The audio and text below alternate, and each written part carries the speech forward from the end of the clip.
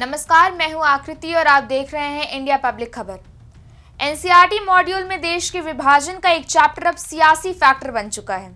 दरअसल इस चैप्टर के मुताबिक देश के बंटवारे के लिए 3 लोग जिम्मेदार थे।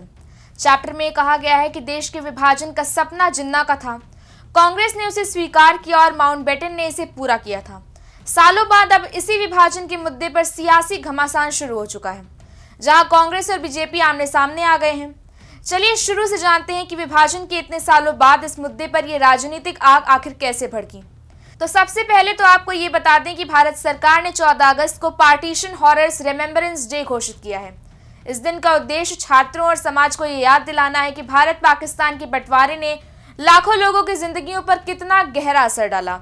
एनसीईआरटी ने भी हाल ही में कक्षा 6 से 8 और 9 से 12 के लिए एक नया मॉड्यूल तैयार किया है, जिसके तहत अब मिडिल और सेकेंडरी स्कूलों के बच्चों की पढ़ाई में अब ये भी सिखाया जाएगा कि आज़ादी के समय 1947 में हुए बंटवारे से लोगों को कितनी मुश्किलों और दुखों का सामना करना पड़ा और हमें उससे क्या सीख लेनी चाहिए। इस मॉड्यूल के ही एक चैप्टर में देश के विभाजन के लिए मुख्य रूप से कांग्रेस और मोहम्मद अली जिन्ना को जिम्मेदार ठहराया गया है।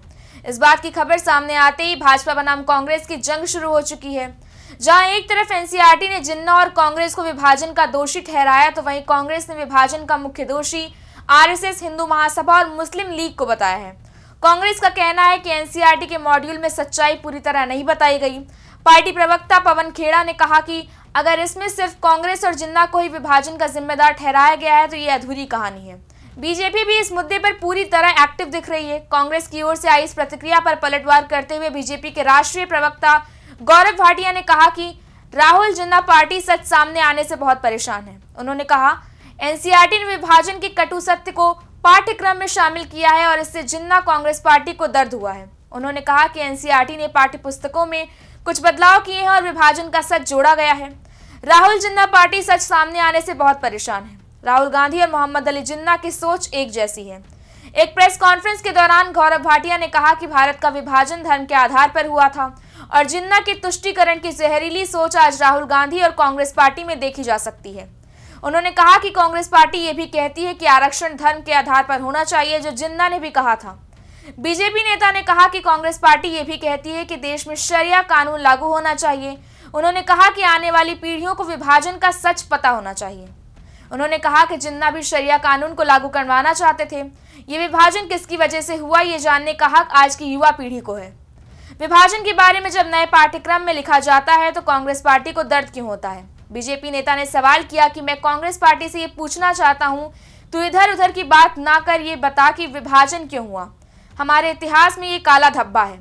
15 अगस्त को जब लाल किले की प्राचीर से आरएसएस का उल्लेख किया था, तब करोड़ों भारतीयों को गर्व की अनुभूति हुई थी। दुर्भाग्य से आज कांग्रेस पार्टी और गद्दार नकली गांधी परिवार के सदस्य देशभक्त संगठन आरएसएस पर सवाल उठा रहे हैं, जिस संगठन ने भारत की विरासत को संजो कर रखने का कार्य किया। कांग्रेस पार्टी को खुद का इतिहास नहीं पता, जब स्वयं जवाहरलाल नेहरू ने 1963 में आरएसएस को गणतंत्र दिवस परेड के लिए आमंत्रित किया था, क्योंकि आरएसएस ने भारत चीन युद्ध के दौरान महत्वपूर्ण भूमिका निभाई थी और अपने देश भारत के नागरिकों की सेवा की थी। बीजेपी नेता ने कहा कि आरएसएस के पैरों की धूल भी नहीं है नकली गांधी। उन्होंने कहा कि अगर कोई वक्तव्य पीएम मोदी देते हैं तो उसको चरितार्थ करने का काम भी पीएम मोदी करते हैं। विभाजन के मुद्दे पर भड़की इस आग में अब बाकी पार्टियों ने भी राजनीति की रोटियां सेकना शुरू कर दी हैं। आम आदमी पार्टी के नेता सौरभ भारद्वाज ने कहा, आरएसएस हमेशा 2 नेशन थ्योरी का समर्थन करता था। सावरकर ने भी अपनी किताब में ये बात कही थी। जिन्ना, आरएसएस और हिंदू महासभा सभी भारत के विभाजन के पक्ष में थे। कांग्रेस और जिन्ना को सिर्फ जिम्मेदार ठहराना गलत है। आरएसएस और हिंदू महासभा को भी उतनी ही विभाजन की जिम्मेदारी लेनी होगी। एआईएमआईएम चीफ असदुद्दीन ओवैसी ने भी इस पूरे मामले पर अपनी प्रतिक्रिया दी है। उन्होंने कहा, इतिहास में झूठ बोला जाता है और विभाजन की जिम्मेदारी मुसलमानों पर डाल दी जाती है। जो लोग देश छोड़कर चले गए वे चले गए, लेकिन जो मुसलमान यहाँ रह गए वे देश के वफादार हैं। ओवैसी ने सवाल उठाया कि अगर एनसीईआरटी बदलाव कर रहा है तो उसमें आरएसएस की प्रार्थना क्यों नहीं पढ़ाई जाती। उनका आरोप है कि बीजेपी और आरएसएस सत्ता में आने के बाद इतिहास को बदलने की आदत रखते हैं। जिस तरह से एनसीईआरटी मॉड्यूल का ये देश के विभाजन का एक चैप्टर बड़ा सियासी फैक्टर बन गया है, उससे देश के एजुकेशन सिस्टम पर भी कई सवाल खड़े हो रहे हैं। आखिर पार्टीशन का सच क्या है? कब तक बच्चों को यूं आधा अधूरा इतिहास पढ़ाते रहेंगे हम? खैर, इस बारे में अपनी राय हमें कमेंट सेक्शन में बताएं। वीडियो को लाइक करें, शेयर करें, चैनल को सब्सक्राइब करें। शुक्रिया।